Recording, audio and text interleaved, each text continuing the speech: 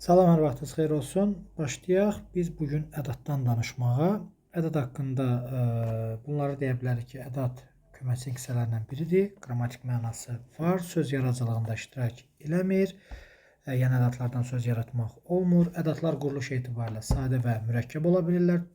Eyni zamanda ədadlar cümlə daxilində müxtəlif məzmunlarda istifadə oluna bilir. Ona görə ədadların mənaca müxtəlif növləri var. Qüvvətləndirmə, dəqiqləşdirici, məhdudlaşdırıcı, sual, əmr, təsdiq və inkar və arzu ədadları olaraq qruplaşdıra bilərik. Ümumilikdə mən sizə qeydlər verəcəm bununla bağlı. Hansı ədadların üzərində daha çox çaşdırıcı məqamlar olur, onlardan danışaq. Deməli, başlayaq elə hansı ədaddan? Başlayaq burada ca ədadından danışaq. Necə ədadından danışaq? Necə ədatı ilə nə ədatı? Necə ədatı ilə nə ədatı yadınızda saxlayın ki, qüvvətləndirmə ədatıdır. Çoxaltma dərəcəsi yaratmır. Çünki bəzən yazırlar ki, nə gözəldir, necə gözəldir, deyirik çoxaltma dərəcəsi. Xeyr, çoxaltma dərəcəsini yaradan ədatlar ayrıdır. Məsələn, ən, lap, daha, çox, olduqca sözləridir ki, bunların içərisində nə ilə necə yoxdur. Nə ilə necə amonim ədatdırmı? Bəli. Bunlara əvəzlik və ya ədat deyə bilirik. Yəni qüvvətləndirmə ədatı deyə bilirik. Necə ilə nə bir-birinə qarşı əvəzləyici olduğuna görə bir-birinin sinonimi kimi də istifadə oluna bilir. Bu əvəzlik olanda artıq sual məzmunu yaradacaq. Bu kifayət qədər başa düşüləndir. Sən məsəl üçün sənə necə kitab lazımdır və yaxud da nə istəyirsən formasında burada nələr sual əvəzliyidir. Amma deyirəm nə gözəldir, necə qəşəngdir və s. nümunələrində isə biz buna nə deyirik? Sual, sadəcə olaraq qüvvətləndirmə ədatı deyirik. Bu bizi çaşdıran nümunə ola bilər. Bunun maksimum çaşdırıcı məqamlarından biri nə ilə bağlı verilə bilər? Necə ilə nə suallarında belə bir məsələ nümunə verir. Nə lazımdır? Nə lazımdır? Belə bir sual verir. Buradakı nəyə həm sual əvəzliyi, həm də ədat deyə bilərsiniz. Necə? Deyirəm, məsəl üçün, nə lazımdır da, məsəl üçün, lazım olan bir şey var ki, mən sual altına qoyuram ki, nə lazımdır? Mən də deyirəm, filan şey lazımdır. Amma biri də var ki, mən bunu deyirəm, nə lazımdır? Yəni, nə mənada, necə lazımdır? Yəni, nə lazımdır? Yəni, bizə nəyin lazım olduğunu yox, desən nə lazımdır ki, bunu belə eləyirsən? Yəni, bu formada isə qüvvətləndirmə məzmunu ortaya çıxır. Sonra, burada nənin bir də necə ilə işlənməsində bəzən belə nümunə verirlər. Deyirlər ki, nə gözəl, nə qəşəng təbiəti var. Belə bir şeir nümunəsi var. Nə gözəl, nə qəşəng təbiəti var. Ona görə bənzəsəydi bütün insanlar. Nə gözəl, nə qəşəngi görəndə elə zənn edirik ki, var idi bağlayıcıda nə də. İnkarlıq bağlayıcısı. Elə zənn edirik ki, burada inkarlıq bağlayıcısı var. Xeyr, yoxdur. Ona görə də bu tipli nümunələrdə nə gözəl, nə qəşəng sadəcə olaraq qüvvətləndirmə ədatı deyib keçəcək bunun üzərindən. Sonra keçdik hansı ədat haqqında danışaq? Olduqca ədatından danışaq. Olduqca ədatı iki cür, ümumiyyətlə, olduqca sözü iki cür düşünülə bilər. Siz buna ol sözün üzərinə duqca qrammatik şəkilçi kimi düşünə bilərsiniz. Bir də bütöv sözün özü kimi düşünə bilərsiniz. Bütöv sözün özü olan da ədat olur. Amma digər vəziyyətdə isə sadə feil, təsriflənməyən formada feili bağlama olur. Məsələn, deyirəm, kitabların olduqca mənə də ver. Bir də deyirəm, olduqca maraqlıdır, olduqca gözəldir. Çoxaltma dərəcəsini yaradan sifət olmuş olur. Yəni, bu məqamda da diqqətimizdə qalsın. Heç də çaşdırıcı məqam sayılmaz bu. Sonra, burada ardınca nəyə deyə bilərik? Məsəl üçün, işlədə bilərik. Burada da, də ədatından danışaq. Da ədatı ümumiyyətlə yadda saxlayın. Da əgər belə verilirsə, əvvəlində defis işarəsi birinci bu şəkilçidir. Ya leksik şəkilçi, ya qrammatik şəkilçi. Əgər da burada əvvəlində defis işarəsi yoxdursa, deməli bu sözdən ayrı yazılan variantdır və bunun bağlayıcı olmaq ehtimalı var. Bir də ədat olmaq ehtimalı var. Bəs bağlayıcı olan hansı bağlayıcı? Bu iştirak bağlayıcısı olur və məzmununda da yəni bir növcə həmçinin məzmunu olur. Həmçinin, əlavə olaraq. Məsələn, deyirəm ki, Əli də gəldi. O cümlədən əldə gəldi, həmçinin əli də gəldi formasında işlənəndə bu bağlayıcıdır. Amma ədat kimi istifadə olunanda bu mənanı almırıq. Ədat kimi istifadə olunanda olur bu qüvvətləndirmə ədatı. Bəs sual yazır, sual verir. Bəs müəllim qüvvətləndirmə ədatı olduqda, bəs biz onu bağlayıcıdan necə fərqləndiririk? Əsasən belə bir klassik qayda var. Daha əsasən cümlənin sonunda gələndə ədat olur. Məsəl üçün gələcəm də bu formada gələcəm də yazacağım da bu formada işlədirik ki, burada nə sayılmış olur? Bu olur ədat nümunəsi. Məsəl üçün yazmalıdır da bu formada olanda ədat olacaq. Bizim bir klassik qaydamız da var ki, danı dana ilə əvəz eləyirik. Yəni bu klassik bir söz kimi istifadə olunur ki, danı dana ilə əvəz eləyəndə olur nə? Ədat. Ən sadə qaydalarından biri budur. Məsəl üçün gələcəm də, gələcəm dana bu formada yadınızda saxlaya bilərsiniz. Biraz gülünc alınır, amma işə yarayır. Bəs yaxşı müəllim, bu bütün məqamlarda işə yarayırmı? Bütün məqamlarda deyə bilərikmi olur? Bu məqamda təəssüf ki, bir vəziyyətə diqqət eləyin. Sa plus da və sa plus belə strukturu var ki, bunlar budağı başa bağlayan sxemdir. Yəni yazsa da gələcəm, yazsa belə gələcəm. Buradakı həm da, həm də belə ədat sayılır. Yəni sa plus danı görəndə onu dana ilə əvəzləmək olmur. Yəni ona görə deyirəm ki, əgər sa plus da sxemini görürsünüzsə, sağdan sonra da gəlibsə, bilin ki, %100 burada nə var? Sa plus da ədatı istifadə olunmuşdur. Yəni şərh şəkilçisi və hissəci üstə gəlinsin ədat nümunəsini deyirik. Amma burada yerdə qalan vəziyyətlərdə danı dana ilə əsasən əvəz eləyəndə biz bu vəziyyətə nə deyirik?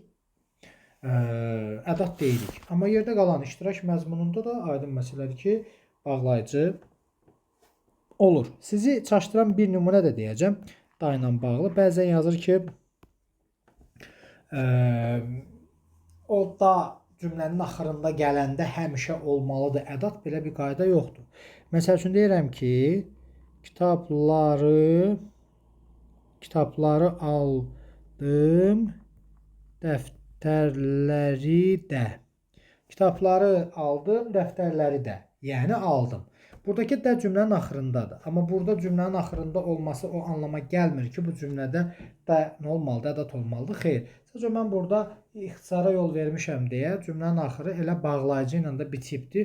Amma buna ədat deməyimizə əsas vermir. Kitabları da aldım, dəftərləri də aldım formasında istifadə edəndə açıq-aşkar görünür ki, bu məzmununda iştirak məzmunu var imiş. Diqqət eləyək bu məqama da. Sonra burada hansı məqama nəzər yetirəcəyik?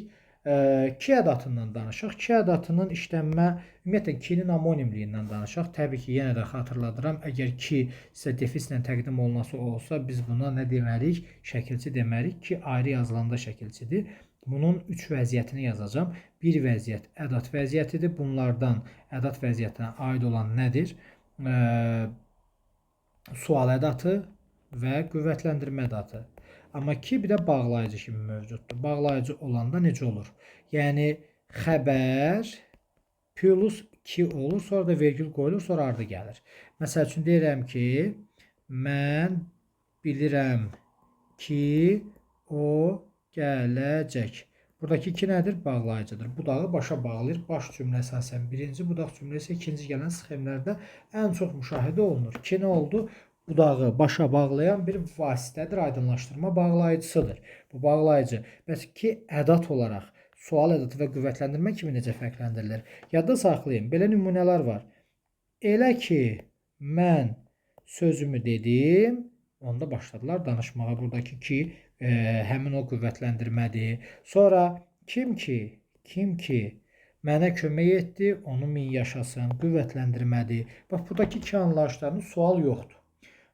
Bağlayıcı da deyil ki, vergül qoyulsun. Deməli, qalır nəyin üzərində? Qüvvətləndirmə üzərində. Bu belə. Bəs sual olanda necə olur? Sual olanda mənaqlı məqam var. Sual olanda ən çox cümlənin axırında olur və sanki biraz uzun tələffüz edirik. Sən bunu bilmirsən ki, sən bunu bilmirsən ki, buradakı ki nə oldu? Sual ədatı. Yəni cümlənin axırında əsasən gəlib sual məzmunu yaradır və sual intonasiyası ilə tələffüz olunur. Bu məqama diqqət edin. Bəzən müəllim onda belə çıxır ki cümlənin axırındadırsa, deməli 100% orada ki ədatı olmalıdır. Yəni ki sual olmalıdır. Xeyr. Və belə bir şey yazıram. Bizimki gətirmir ki gətirmir. Bax, belə bir nümunə verir. Bizimki gətirmir ki, gətirmir. Buradakı ki nədir? Demək ki, yenə də yönəlirik nəyə? Müəllim, baş cümlə, budaq cümlə. Buradakı ki-də nə olur? Bağlayıcı elə. Xeyr, bu deyil. Yəni burada bizimki gətirmir ki, gətirmir. Nümunəsində budaq baş məsələsi yoxdur. Budaq başa bağlanmır. Çünki bağlayıcı vasitə olan o bildiyimiz bir şey yoxdur. Məsəl üçün mən desəm ki, mən gətirdim ki, bunu sənə verəm. Görürsünüz, burada ikinci cümlə birinci cümlədən bir aslıdır. Ki də onunla bağlıdır. Mən gətirdim. Niyə gətirdim? Bunu sənə vermək üçün. Onda belə çıxır ki aydınlaşdırır. Amma burada aydınlaşdırma yoxdur. Sadəcə bu təkrarlanan sözlərin arasında qüvvətləndirmə ədatı kimi istifadə olunur. Bu məqama da diqqət edirik. Bir də belə bir nümunə verir. Siz onu yenə də oxşadırsınız mürəkkəb cümləyə, yəni bağlayıcıya, amma bağlayıcı deyil. Məsələn, deyirəm ki, hansı nümunə deyək? Sual məzmunu olmayan belə bir nümunələrə rast gəlirik. Deyir ki, sən bunu bilmirdin ki, niyə cavab vermədin? Fikir verin buna. Sən bunu bilmirdin ki, niyə cavab vermədin? Burada ki-ni görən kimi gedib yapışırsınız yenə də nədən? Bəli, burada budaq cümlə, baş cümlədir elə. Xeyr, o da deyil. Axı burada suala diqqət eləyin. Sən bunu bilmirdin ki, niyə cavab vermirdin? Formasında cümlədə sən bunu bilmirdin ki, elə burada birinci hissəyə diqqət eləsək görərik ki, burada sual məzmunu onsuz da var. Sən bunu bilmirdin ki, niyə cavab vermirdin? Burada iki dənə sual cümləsi birləşib və ümumilikdə bir dənə cümlə yaradılıbdır. Sən bunu bilmirdin ki, bir dənə sual cümləsi niyə cavab vermirdin? Bu sual ədatı ilə yaranan, bu isə sual əvəzliyi ilə yaranıb. Yəni bu cümlə hər ikisinin iştirakı ilə yaranan sual cümləsi hesab edilir. Və bunu belə ağlımızda saxlamış olaq. Bu kifayət qədər yenə edirəm. Rahatdır və yadda qalandır. Bu məqama da diqqət elədik. Bunu da bilmiş olduq. İndi gəlin biz nəzər yetirək hansı məqama. Mən sizə burada izah edəcəm. M ədatı haqqında danışacağım. M ədatın hansı məqamları var və bunun belə deyək də dərdi nədir? Gəlin buna diqqət edək. M ədatı nə-nəsə qarışdırılmır. M ədatı 4 variantlı şəkilləşmiş ədatdır və sözə bitişik yazılır. Belə deyək də 99% sözə bitişik yazılır. Bəs mənim 1% ayrı yazıla bilərmi? Yazıla bilər. Məsəl üçün da bağlayıcısı plus m gələndə ayrı yazılır. Deyirəm ki, səndə mi onlara qoşulmusan? Səndə mi onlara qoşulmusan? Buradakı mi gördünüz dədən ayrı yazıldı. Niyə? Çünki də bağlayıcıdır və şəkilçi qəbul eləməz. Ona görə də mi ayrı yazılmaq məcburiyyətindədir. Bu məqam ağlımızda qalsın. Bəs m-nın hansı məqamıdır ki, bizi problemə soxar? Yəni, bəzən belə verir ki, hansı nümunədə ədat var, amma ədat sual məzmunu ifadə eləmir. Yəni, sual ədatıdır, amma sual məzmunu yaratmır. M-dan söhbət gedə bilər burada. Niyə? Çünki m-nın iki funksiyası var. M budağı başa bağlayan vasitə olur. Bir də var ki, sadəcə sual məzmunu yaradan. Bağlayıcı vasitə olanda sual məzmunu olmur. Bir qeyd kimi yaza bilərsiniz bunda. Məsələn, verirəm nəyi? Deyirəm ki, bir addım attımı vuracam. Baxın, bir addım attımı vuracam. Buradakı attımıdakı m nədir? Sual ədatı. Amma nə yoxdur? Sual məzmunu yoxdur. Yəni, demək ki, bu cümlədə sual ədatı var mı? Çünki onu başqa şeyə qatmaq olmur. Axı, m sual ədatıdır da. Amma orada nə yoxdur? Orada sual ədatı olsa da sual məzmunu yoxdur. Çünki cümlə sual cümləsi deyil. Amma bir də var deyirəm ki, bilirsənmi o gələcək. Buradakı m-mi nədir bəs? Bu artıq elə sual ədatıdır. Hər ikisində sual ədatı var. Amma birincidə məzmun yoxdur, amma ikincidə elə məzmun var. Bilirsənmi o gələcək? Yəni səndən soruşuram. Bilirsənmi? Gözü sual məzmunu var və cümlənin sonunda sual işarəsi. Ümumilikdə cümlə sual cümləsidir. Amma bir addım attı mı vuracam. Burada da demək ki, m əslində şərt məzmunu ifadə edir. Bir addım atdısa vuracam. Nümunəsini sanki şərt məzmunu yaradır. Amma burada nə yoxdur? burada demək ki, m sual məzmunu ifadə etmir. İndi belə bir cümlə yaradır. Bir addım attım mı vuracağım. Kim kömək edəcək? Bu cümləni biraz da uzatdım. Bu cümləni verirsən deyir ki, yuxarıdakı cümlədə, yəni bir addım attım mı vuracağım, kim köməklik eləyəcək cümləsində sual cümləsi həm sual ədatının, həm də sual əvəzliyinin hesabına yaranıb. Burada sual əvəzliyin hesabına yaranıb, danmırıq. Amma m ədatı axı yenə də öz yerindədir. Yəni siz buranı ixtisar eləsəz, bu hissəni saxlasaz, burada sual məzmunu yenə də yoxdur. Burada yoxsa bunu artıranda suallıq gəldi. Deməli burada kimdir sual altına salınan? Ona görə də yuxarıdakı cümlədə hər ikisini versəz, zaman səhv qəbul eləyərsiniz. Bu məqam nəzərinizdə qalmış olsun, yoldaşlar. Sonra ardınca hansı məqama nəzər yetirək?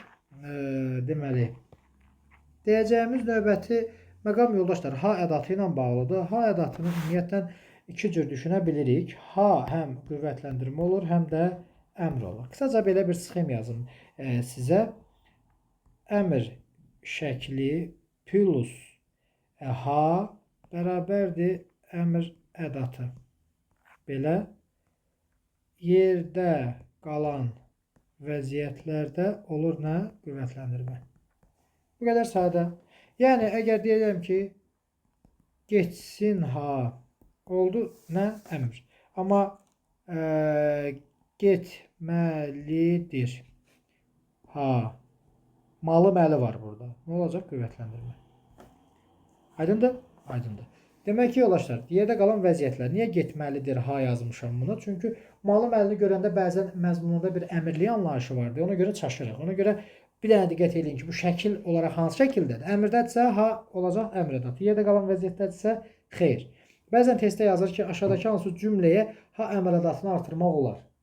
Məsəl üçün verir belə, bunları silir. İkisinə də boşluq qoyur.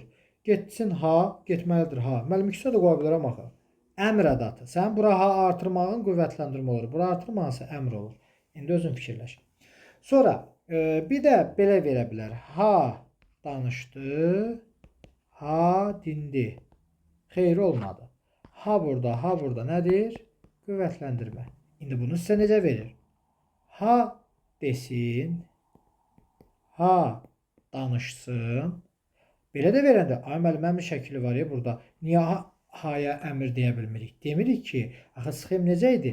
Əmr şəkli plus ha ondan sonra gəlməlidir. Onda əmr olur. Axı burada ha əvvəldə gəlib, ona görə buna qüvvətləndirmə demək məcburiyyətindəsən.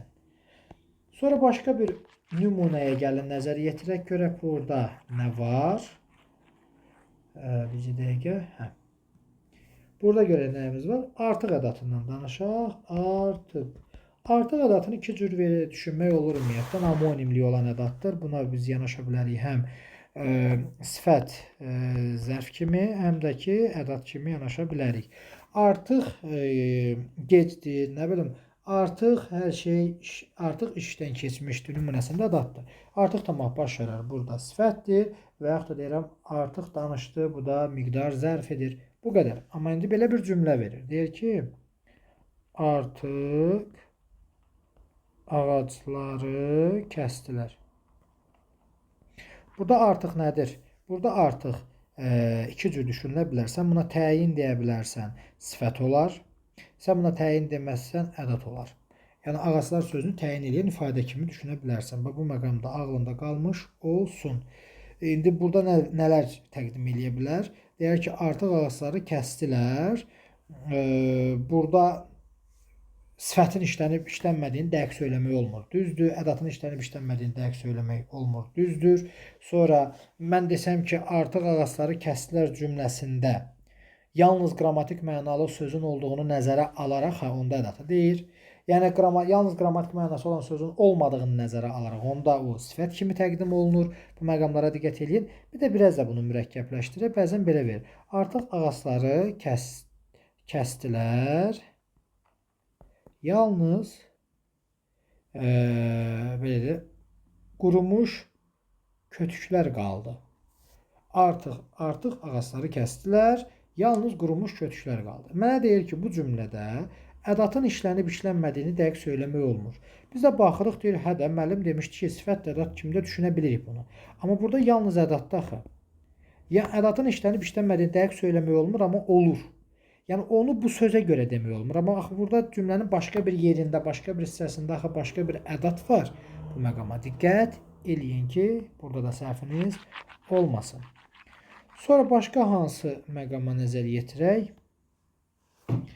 Ədatlar var ki, bu ədatlar söz cümlə kimi çıxış eləyə bilər. Söz cümlə nələrdir? Söz cümlə kimi çıxış eləyə bilər nida, çıxış eləyə bilər ədat, modal söz. Yəni bunlar söz cümlə olur. Söz cümlə odur ki, cavabını yalnız qrammatik mənası olan köməkçi hissələri ilə qaytarsan. Məsələn, deyirsən ki, gələcəksən, cavab verir hə və ya yox və ya xeyr və ya məsəl üçün hə, yox, xeyr, bəli.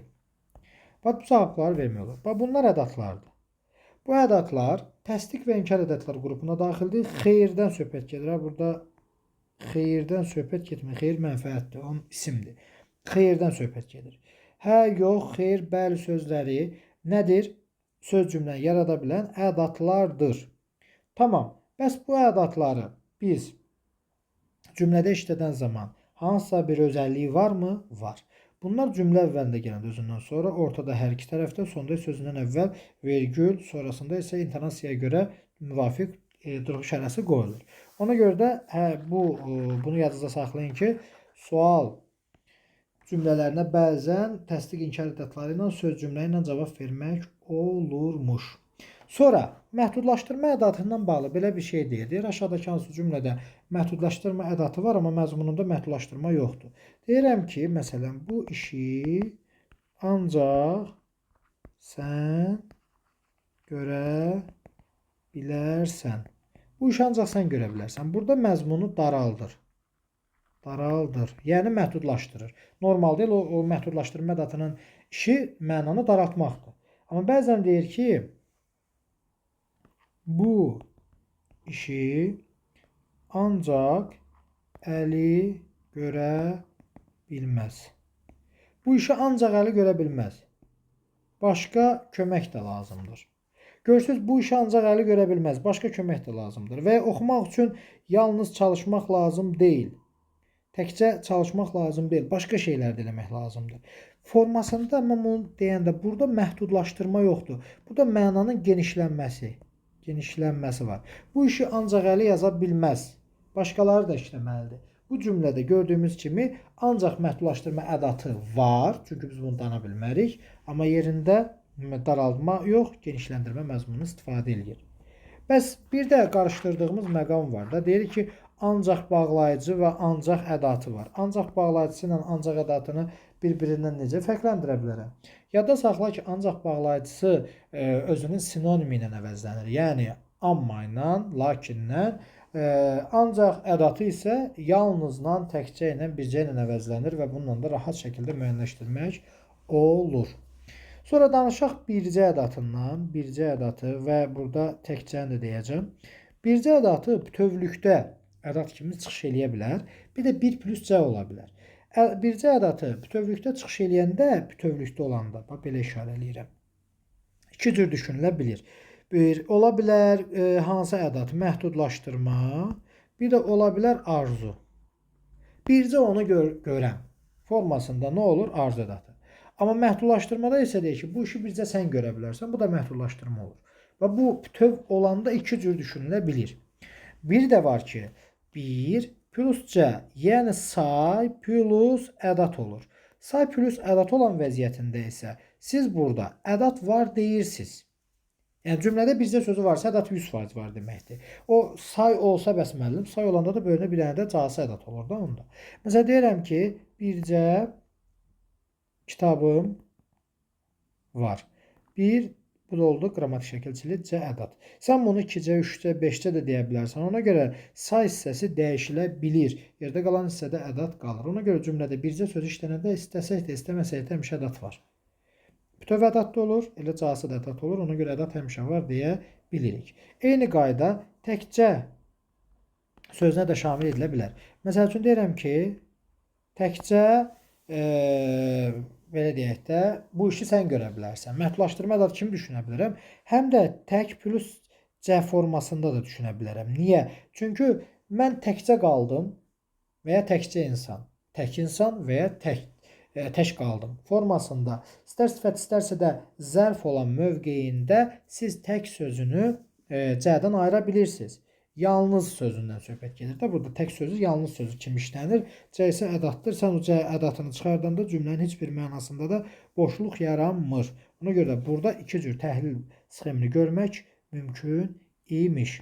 Bu məqam da nəzərimizdə qalmış olsun. Sonra gəldik hansı məqamı deyək sizə? Məsəl üçün belə bir ədat verir. Gəl bizə gedək. Gəl bizə gedək. Belə bir nümunə verir. Deyir, gəl bizə gedək. Bir də əlavə olaraq deyim ki, gedək sözünün tərkibinə görə təhlil sxemi get belə də ola bilər. Belə də ola bilər. Kök, qrammatik də ola bilər. Bu məqam nəzərimizdə qalsın. Sadəcə yuxarıdakı sxem əmr şəklini ifadə, aşağıdakı arzu. Çünki ayrı, ki ayrı arzudur. İndi mənə bu cümləni belə verəndə, gəli vermişəm bura. Gəl burada nədir? Əmr ədatı. Bu əmr ədatıdır. Əmr ədatı bu cümlənin burasının sxeminin yuxarıdakı sxem olduğunu göstərir. Yəni burada sxem belədir. 100% belədir. Çünki ədat var. Amma sən burada desən ki, kaş bizə gedək, onda artıq sxem olacaq kök, qrammatik. Yəni bunun əvvəlində verilən bu ədata görə bunun nə olduğunu tapmaq mümkündür. Bu əq şəkilçisi ilə bağlı problem yaradır. Onu müəyyənləşdirəndə bizim işimizə yarayır. Yox, əgər sizə ümumiyyətlə gəli də kaşı da silsə, təqdim eləsə, onda deyərsən ki, bu feilin xəbərindəki sözün, yəni feilin şəklini demək olmur. İndi mövcud vəziyyətdə belə bir nümunə deyim sizə. Deyir ki, gəl bizə gedək. İndi bu oldu əmr ədatında olan bir cümlə. Mən bura vergül qoysam nə olar? Gəl bizə gedək. Onda gəl feil olur. Gedək də xəbər olur.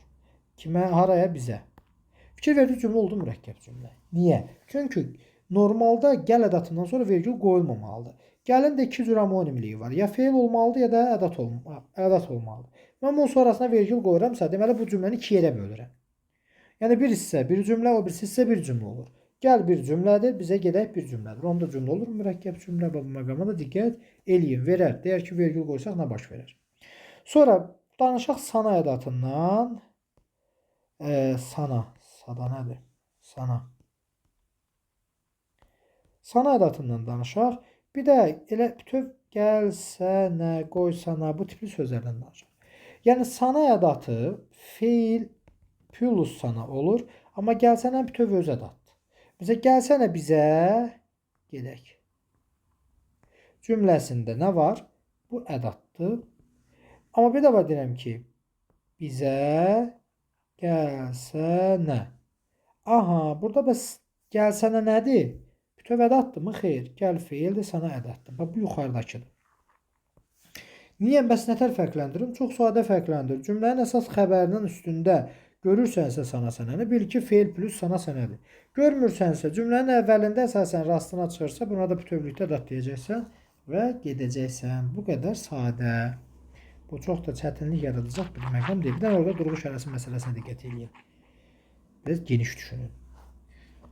Sonra ardınca nə edəcəyik? Sizə bir də belə bir məqama diqqət edin ki, bəzən biz ədatı görürük. Deyirik ki, ədat əgər arzu ədatıdırsa, deməli feilin şəkli də arzu şəklindədir. Xeyr, belə bir şey yoxdur. Məsələn, deyirəm ki, kaş gəlsin. Buna fikir verin. Kaş gəlsin. Yoldaşlar, kaş gəlsin də, gəlin diqqət edək də biz. Gəlsin nədir? Əmr şəkli. Amma burada nə var? Onda belə çıxır ki, bu söz arzu şəklindədir. Və arzu şəklindədirsə, əhanı. Gördüyümüz kimi səhv düşünürük onda da. Demək ki, yoldaşlar, bu məqama diqqət eləməyimiz lazım imiş. Sonra gəldik hansı məqama? Elə ilə bağlı danışacağım. Elə belə ümumiyyətlə. Elə, bir də belə. Belə, məsəl üçün necə işlənir də? Sa plus belə var, orada da datdır. Bir də belə əvəzlik var. Bir də var belə sözü ədat kimi istifadə olunur. Sadəcə qüvvətləndirmə. Məsəl üçün belə işlədirəm. Mən daha doğrusu onlar belə bu işdən əl çəkdilər. Onlar belə bu işdən bu ədatdır.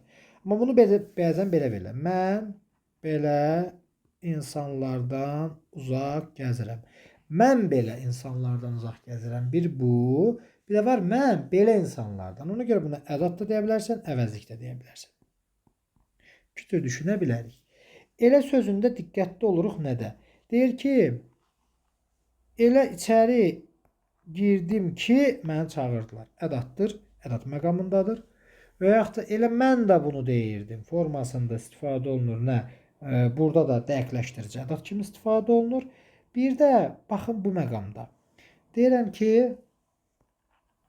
elə maraqlıdır ki, elə maraqlıdır ki, bu cümləyə fikir verin, maraqlıdır. Necə maraqlıdır? Elə bu zəiflikdir ha. Bu əvəzlikdir, əvəzlik. Elə maraqlıdır ki. Məsələn, yaman gözəldir də nətər deyirdi? Yaman sözü isimləşməmiş sifətə aid olan izah edici sözdür və zərfdir, zərflik funksiyasındadır. Burada da elə sözü sifətə, isimləşməmiş sifətə aiddir və onu izah eləyir. Və ona görə də bu əvəzlikdir, zərfə əvəz eləyibdir və cümlədə də zərflik funksiyasında istifadə olunubdur. Bu məqama diqqət eləyək. Sonra ədat var. Hansı ədat? Görünmək, görün ədatı. Görün, mənə o nə etdi? Görün burada bütövlükdə olanda ədat olur.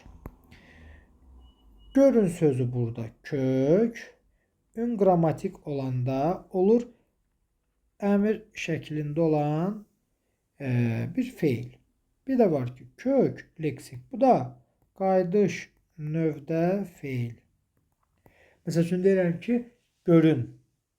Görünmək sözü də gördən görünmək sözü yaranır. Ona görə də 3 cür fərqli çıxımda ola bilər bu söz. 2 dəfə feil, bir dəfə ədat olur. 3 müxtəlif nitq hissəsi kimi düşünülmür. 2 müxtəlif nitq hissəsi kimi düşünülür.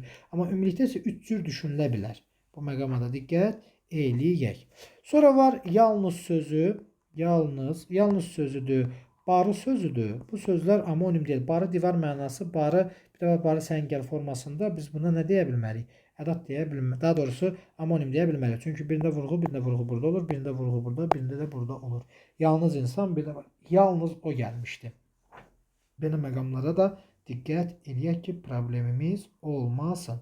Sonra gərək sözü var burada. Gərək sözünə diqqət eləyin. Gərək prediqativ söz də ola bilər. Gərək sözü ədat da ola bilər. Gərək sözü feil ola bilər. Özdə feil olanda arzu şəklində də əmr şəklində də ola bilər.